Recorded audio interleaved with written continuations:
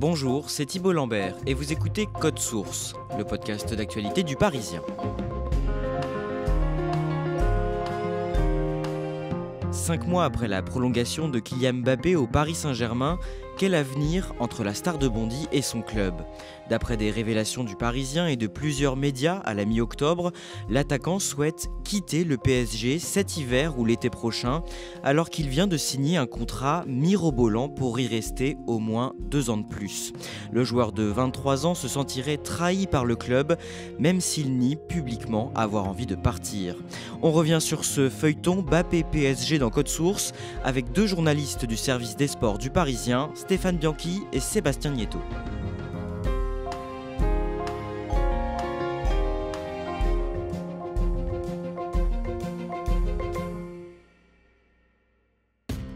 Sébastien Nieto, le samedi 21 mai 2022, dans leur stade, le Parc des Princes, les supporters ultras du PSG acclament Kylian Mbappé qui a choisi de rester 3 ans de plus au PSG.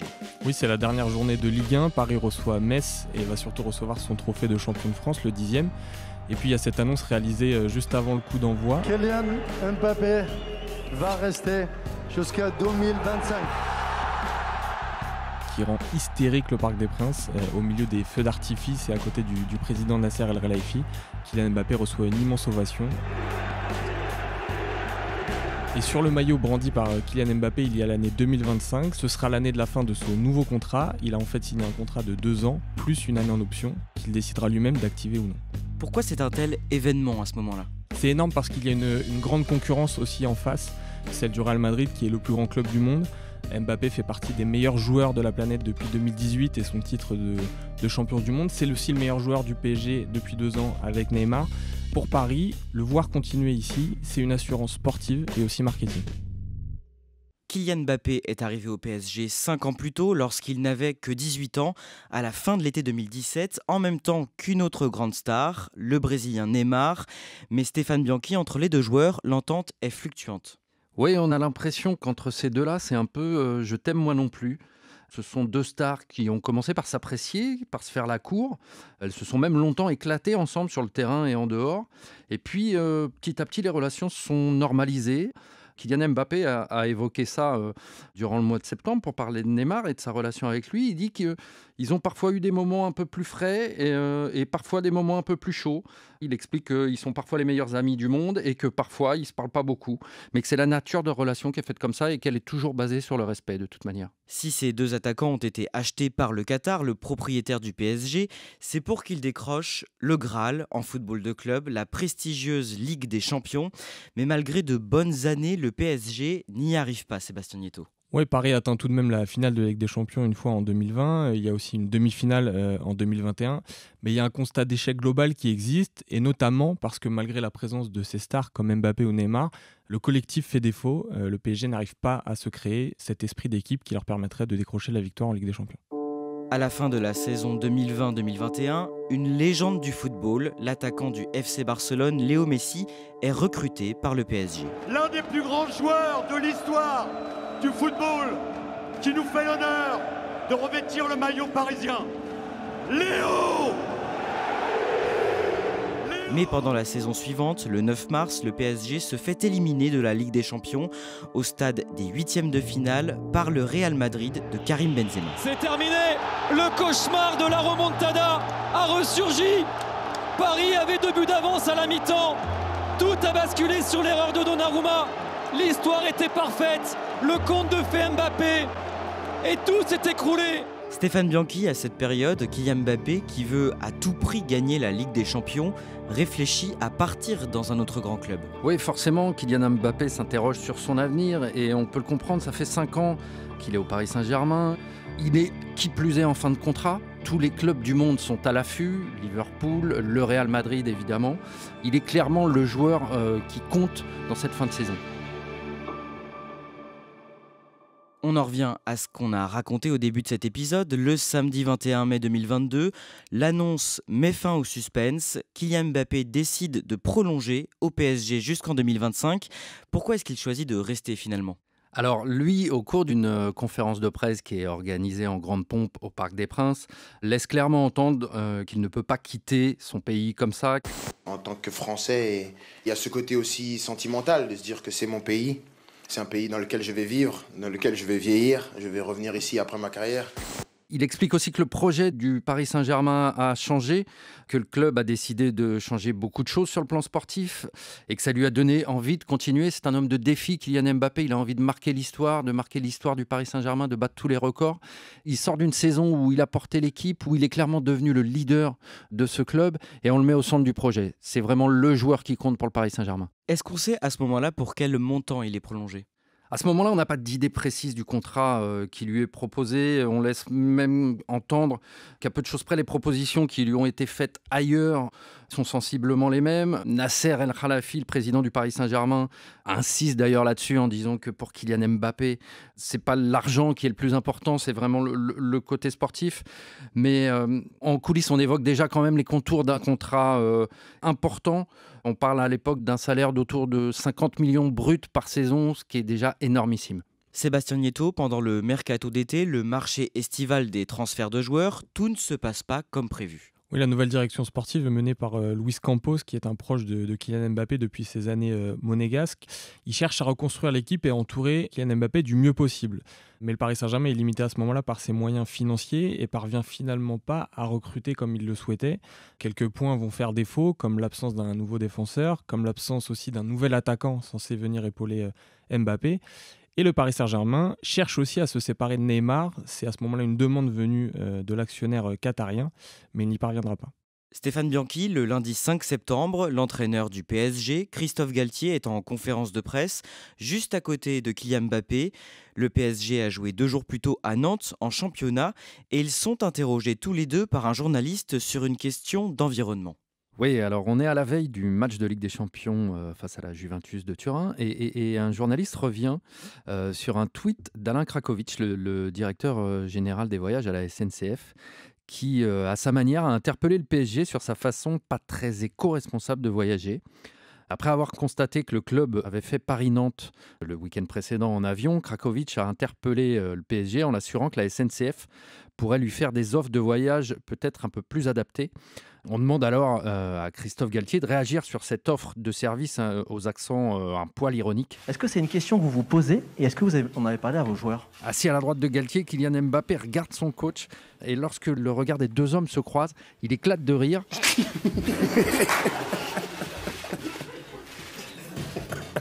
S'étale presque sur la table. C'est une réaction qui pour certains a été prise comme un manque de respect pour la question environnementale, d'autant que Christophe Galtier a lui aussi été maladroit dans sa façon de réagir, puisqu'il a eu un trait d'humour malvenu. Je me doutais qu'on allait avoir cette question-là. Pour être très honnête avec vous, ce matin, on a parlé avec la société qui organise nos déplacements. On est en train de voir si on ne peut pas se déplacer en char à voile.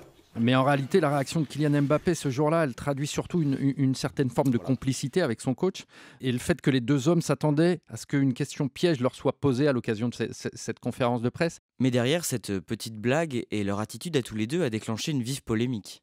Oui, ils ont même pris la foudre, ils ont été interpellés par beaucoup de politiques, par de nombreux militants écologistes qui ont trouvé leur réaction inappropriée, qui ont même pensé que ces gens-là étaient hors sol, de ne pas comprendre que de voyager en avion, faire Paris-Nantes en avion, c'était aujourd'hui quelque chose de difficilement compréhensible pour la majorité de la population. Et le lendemain, le 6 septembre, Kylian Mbappé s'illustre sur la pelouse du Parc des Princes, auteur d'un doublé dans la première mi-temps face à la Juve. Mbappé va servir à Kimi à la limite du hors-jeu, l'enchaînement Mbappé.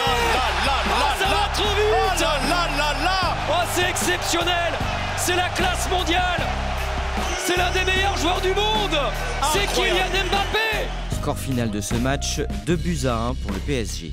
Le 22 septembre, l'équipe de France joue contre l'Autriche au Stade de France dans le cadre de la Ligue des Nations. Les Bleus gagnent 2-0, Kylian Mbappé marque. Et après cette victoire, en conférence de presse, Stéphane Bianchi, il explique pourquoi il se sent plus à l'aise sur le terrain avec les Bleus qu'avec le PSG. Lui explique assez simplement qu'il joue différemment en bleu, qu'on lui demande d'autres choses. Et il dit « j'ai beaucoup plus de liberté » en bleu. À Paris, c'est différent. Il n'y a pas ça. On me demande de faire le pivot. Être pivot, ça veut dire quoi exactement? Il joue à la pointe de l'attaque, se retrouve trop souvent dos au but, ce qui l'empêche d'exprimer tout son potentiel. Alors Kylian Mbappé n'en est évidemment pas moins efficace avec le Paris Saint-Germain, avec lequel il marque des buts, mais il prend beaucoup moins de plaisir avec son équipe en club qu'avec l'équipe de France. À cette période, au sein du PSG, Neymar et Messi jouent à leur meilleur niveau, ce qui n'était pas le cas la saison précédente. Le climat est très froid entre Neymar et Mbappé. En coulisses, il se murmure que Mbappé avait demandé le départ du Brésilien avant d'accepter de rester au PSG. C'est beaucoup plus subtil que ça parce que dans le monde du football, on n'acceptera jamais qu'un joueur demande le départ d'un de ses coéquipiers. Ça ne se dit pas, ça ne se fait pas. Mais il y a une chose qui est claire, c'est que le centre du nouveau projet, c'est Kylian Mbappé. Le Qatar l'a très bien compris et donc veut le mettre dans les meilleures conditions. Et pour le Qatar, ça veut dire sans Neymar, un joueur qui est une star mais qui se blesse régulièrement et dont le rendement sportif interroge jusqu'à la saison dernière. Est-ce que Mbappé a directement demandé le départ de Neymar? Ce n'est aujourd'hui absolument pas certain. Le samedi 8 octobre, en championnat, le PSG joue à Reims, rencontre qui se termine par un match nul, 0 partout. Et après la rencontre, Kylian Mbappé publie quelques mots sur son compte Instagram. Pour la première fois de la saison, le Paris Saint-Germain termine un match sans marquer de but. Et après le match, il publie un message ironique sur Instagram où il évoque le match nul, mais surtout un hashtag pivotgang qui signifie qu'il est dans le gang des pivots, une position qui n'est pas la sienne, qui dit toute sa frustration sur sa position et de l'utilisation qu'on a de lui et qui ne le satisfait pas. 3 jours plus tard, le PSG doit jouer contre le Benfica Lisbonne en Ligue des Champions, mais ce jour-là, le mardi 11 octobre, une information vous parvient au service des sports du Parisien. Kylian Mbappé veut quitter le PSG dès le mois de janvier. Sébastien Nieto, cette info fait beaucoup de bruit. Il y a une réelle frustration qui grandit chez Mbappé et qui est transmise à la presse par son entourage.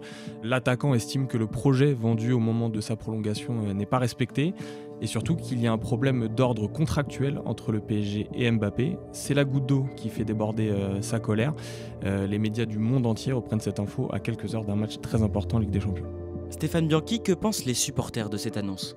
C'est la stupéfaction forcément dans les rangs des supporters. Tous pensaient que l'avenir du prodige était sécurisé avec cette prolongation et ils découvrent que celui que le club a mis au centre du projet aurait des velléités de départ. Forcément, ça fait grogner les fans du PSG. Certains en veulent aux joueurs qui ne comprennent pas et qui prennent ça pour un nouveau caprice de star. Beaucoup de fans aussi comprennent que si les dirigeants lui ont fait des promesses qu'ils n'ont pas tenues, le joueur a des raisons d'afficher son mécontentement. Dans la journée, le PSG parle de rumeurs relayées par les médias et ne dit pas envisager le transfert d'Mbappé pour le mois de janvier. Et le soir, au Parc des Princes, le PSG joue donc contre le club portugais du Benfica Lisbonne. Résultat, match nul, 1 partout. Kylian Mbappé a marqué sur penalty. Pourquoi ce but est important, Stéphane Bianchi? Mais d'abord parce que Kylian Mbappé est au centre de l'actualité et il répond sur le terrain ce soir-là. C'est surtout son 31e but en Ligue des Champions avec le PSG. Et ce soir-là, c'est pas anecdotique, il devient le meilleur buteur du club dans la compétition devant Edinson Cavani qui était le chouchou des tribunes.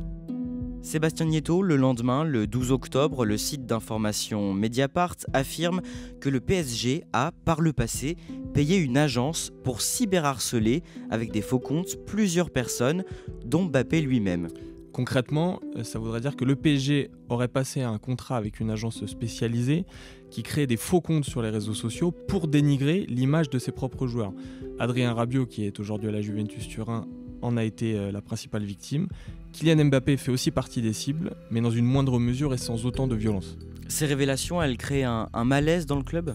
Ça crée un malaise dans le club et auprès des joueurs parce que forcément certains joueurs se rendent compte qu'il y a peut-être quelque chose de suspect. Ça accentue l'actualité qui est très lourde au sein du club et autour de Kylian Mbappé, mais il n'y a aucune réaction officielle ni de la part des joueurs ni de la part du club. Stéphane Bianchi, le même jour, le 12 octobre, vous suivez Kylian Mbappé dans le Gard, aux arènes de Nîmes, pour un événement caritatif, une journée de rencontre avec 3000 enfants de la région, organisée par l'association du footballeur Inspired by KM. Racontez-nous cet événement. Il y a ce jour-là prévu aux arènes de Nîmes, Jamel Debbouze, Audrey Cheméo, Clarissa Agbenienou, l'actrice Michel Larocque, l'humoriste Boudère. Ils viennent tous raconter leur parcours inspirant afin de donner aux enfants toutes les bonnes raisons de vouloir accomplir leurs rêves. Kylian Mbappé, ce jour-là, n'est pas annoncé au programme, mais il fait le déplacement, il est là. Le contexte est lourd pour lui. Il est assez fermé quand il arrive en coulisses d'ailleurs. Mais une fois au centre de l'arène, on sent qu'il se régale, que sa popularité auprès des gamins lui permet d'entrer dans une bulle et de retrouver vraiment le sourire. Stéphane, à un moment, vous voyez l'un des enfants échanger avec la mère de Kylian Mbappé, qui est aussi sa conseillère, Faiza Lamari. Elle répond, elle, favorablement à toutes les demandes qui lui sont faites. Et à un moment, pendant une prise de photo, un gamin la prend dans ses bras et lui demande « Est-ce que Kylian va partir du Paris Saint-Germain ?» On sent qu'il y a une espèce de gêne. Personne ne s'attendait à cette question, pas elle non plus. Et c'est assez amusant, mais elle ne répond pas. Sébastien Nieto, 4 jours plus tard, le dimanche 16 octobre, c'est le choc entre le PSG et l'Olympique de Marseille. Et pendant le match, juste avant la mi-temps, Kylian Mbappé fait une passe à Neymar. C'est un classico qui est très accroché entre Paris et Marseille et comme on l'a vu des dizaines de fois depuis plusieurs saisons, c'est une action entre les deux stars parisiennes qui va débloquer la situation. Dans la surface de réparation, Kylian Mbappé reçoit le ballon, il transmet du pied gauche à Neymar, le Brésilien marque, ça fait 1-0 pour Paris. Peu importe ce qu'on dit sur la relation entre les deux joueurs, c'est la preuve une nouvelle fois que sur le terrain, ils restent efficaces ensemble. Après ce match et la victoire 1-0 du PSG, Kylian Mbappé prend l'initiative de venir devant les journalistes pour évoquer les informations sur son départ présumé en janvier du PSG. Oui, alors au Paris Saint-Germain, les passages des stars devant la presse en zone mixte sont assez rares. On sait que lorsqu'ils viennent, c'est souvent qu'ils ont un message à faire passer. Alors quand on nous annonce que ce sera Mbappé qui va venir, il y a une espèce d'effervescence qui gagne les journalistes, car on sait tous qu'il vient sans doute pour répondre à la question que tout le monde se pose. J'ai jamais demandé mon départ en janvier. L'info qui est sortie le jour du match, j'ai pas compris, parce que je suis impliqué ni de près ni de loin de cette info, donc j'étais tout autant choqué que tout le monde. Il assure, lui, que tout est faux, qu'il n'a pas compris cette information qui est sortie, qu'au moment d'ailleurs où elle s'est répandue, lui était à la sieste, que ça ne vient absolument pas de son entourage, bref, qu'il est tombé des nues et que tout est faux. Stéphane Bianchi, Sébastien Nieto, vous maintenez les informations que vous avez reçues à la mi-octobre. Oui, on les maintient et surtout, ce n'est pas des informations qui viennent de nulle part. On n'écrit pas n'importe quoi dans un journal. On a des informations, on les recoupe et on les retransmet au public. Après, dans le monde du football, il y a une espèce de jeu de dupes entre les informations qui viennent des entourages des joueurs, des entourages des clubs ou des clubs eux-mêmes, et ensuite ce qui peut vraiment se dire pour le grand public. Kylian Mbappé est venu ce soir-là passer son message. Est-ce qu'il est réel ? Qu'est-ce qu'il en sera dans les prochains mois ? Ça, c'est encore une question sans réponse. Le lundi 17 octobre, au Théâtre du Châtelet à Paris, c'est la cérémonie de remise du Ballon d'Or 2022. Le prestigieux trophée revient à un Français pour la première fois depuis 24 ans, Karim Benzema, qui vient de gagner sa 5e Ligue des Champions. Le vainqueur du Ballon d'Or 2022, c'est pour toi Karim Benzema. Kylian Mbappé est à la 6e place du classement. On sait comment il le vit ? Déjà, on sait qu'il se voyait plus haut dans le classement, puisque lui-même s'était placé sur le podium derrière Karim Benzema et le Sénégalais Sadio Mané. Il apprend quelques jours avant la cérémonie que ce ne sera pas le cas et il hésite à se rendre à cette cérémonie, il hésite à faire bonne figure, mais il est finalement convaincu par ses proches de s'y rendre et il affiche finalement un visage plutôt heureux ce soir-là. Stéphane Bianchi, on en vient à ce lundi 24 septembre. Le Parisien sort un gros scoop et révèle ce que contient en résumé le contrat que le joueur a signé pour rester au PSG. Alors combien doit gagner Mbappé avec ce nouveau contrat s'il reste les 2 années obligatoires plus l'année en option, donc 3 ans ? On est sur un salaire de 72 millions d'euros bruts par an, sur des primes à la signature qui atteignent 180 millions d'euros, des primes de fidélité croissantes sur les 3 saisons.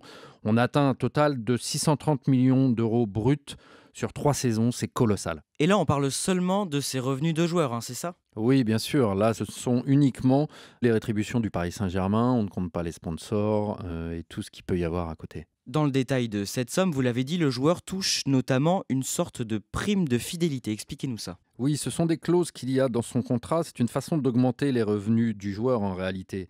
Ce sont des clauses qui existent et que l'on voit dans des contrats signés avec des joueurs d'exception. Lionel Messi, par exemple, avait ce type de prime à Barcelone. En gros, Mbappé, pour être plus précis, toucherait 70 millions d'euros la première année, 80 millions la deuxième année et 90 millions la troisième année. Des primes qu'il prendrait au terme de chaque saison s'il restait au club. Sébastien Nieto, un tel contrat, c'est du jamais vu ? C'est historique, aucun sportif au monde, tout sport confondu, n'a jamais touché autant d'argent pour un contrat avec un club. Si on prend l'exemple de Michael Jordan, par exemple, qui est la plus grande star du basket, est devenu milliardaire après sa carrière, grâce à ses entreprises, grâce à sa marque, mais pas en tant que joueur. Pour le Qatar, il était vital de conserver Kylian Mbappé, et les actionnaires étaient donc prêts à lui offrir énormément d'argent pour pouvoir le conserver, y compris ce contrat inédit qui fait donc exploser tous les compteurs. Qu'est-ce que ça dit de la relation entre Mbappé et la direction du club? Est-ce que ça permet de comprendre un peu mieux le feuilleton de ces dernières semaines? Ce que ça réaffirme, c'est que, encore une fois, le Qatar a tout misé sur Kylian Mbappé. Il y a un facteur qu'il ne faut pas oublier, c'est qu'il y a une Coupe du Monde qui va se dérouler dans quelques semaines au Qatar, et que le Qatar souhaitait que les meilleurs joueurs du monde qui sont actuellement au Paris Saint-Germain restent au Paris Saint-Germain. Ça comprend Kylian Mbappé, et c'était aussi la stratégie avec Lionel Messi il y a 2 ans quand ils le font venir. Le conserver et lui donner autant d'argent, c'était l'assurance d'avoir Kylian Mbappé au Paris Saint-Germain pendant la Coupe du Monde à Doha. A l'inverse, aujourd'hui, est-ce que Kylian Mbappé pourrait se passer du PSG? Il semble écrit qu'un jour, Kylian Mbappé quittera le PSG pour aller connaître de nouvelles aventures, de nouvelles expériences à l'étranger, et notamment sans doute en Espagne, au Real Madrid, un club dont il a toujours rêvé. Mais aujourd'hui, ça semble impossible pour des raisons financières, parce que Mbappé vient de signer un contrat pharaonique. Quel club pourra lui offrir autant ?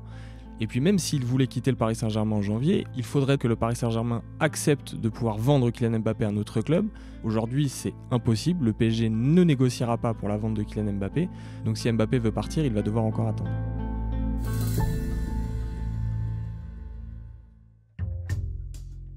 Merci à Sébastien Nieto et Stéphane Bianchi. Cet épisode de Code Source a été produit par Raphaël Pueyo et Ambre Rosala, réalisation Julien Moncouquiol.